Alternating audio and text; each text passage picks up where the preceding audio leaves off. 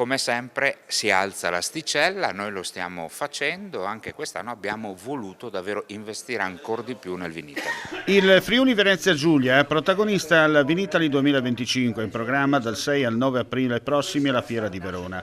Il fattore turistico legato al vino, la cultura che sposa Diobacco, la particolarità delle nostre uve, ferme e bollicine di pianura e collina, bianche e ramate rosse, speciali per tutti i palati.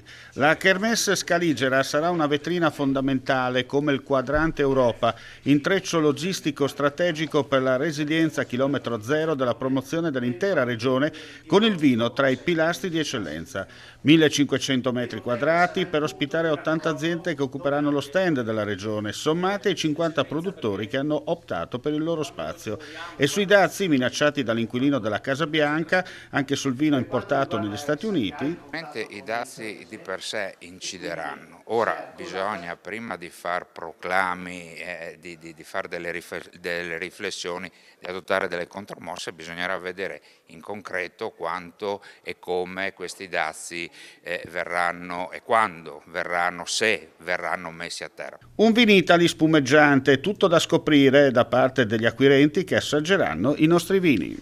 Sicuramente è un Vinitaly diverso, ma di grandi prospettive. È diverso perché avrà uno spazio espositivo completamente nuovo, dei servizi completamente nuovi, e invece in continuità perché sarà quella vetrina che ormai si è consolidata, all'interno della quale consentiamo ai nostri produttori di avere una postazione sicuramente importante e sicuramente attrattiva. Lo sarà ancora di più con questo nuovo format, ma è un mercato, quello del vino, che segna alcune difficoltà al netto di quelle che sono le situazioni politiche, le segnava già da tempo, ma che vedrà sicuramente su Vinitaly una grande presenza di operatori.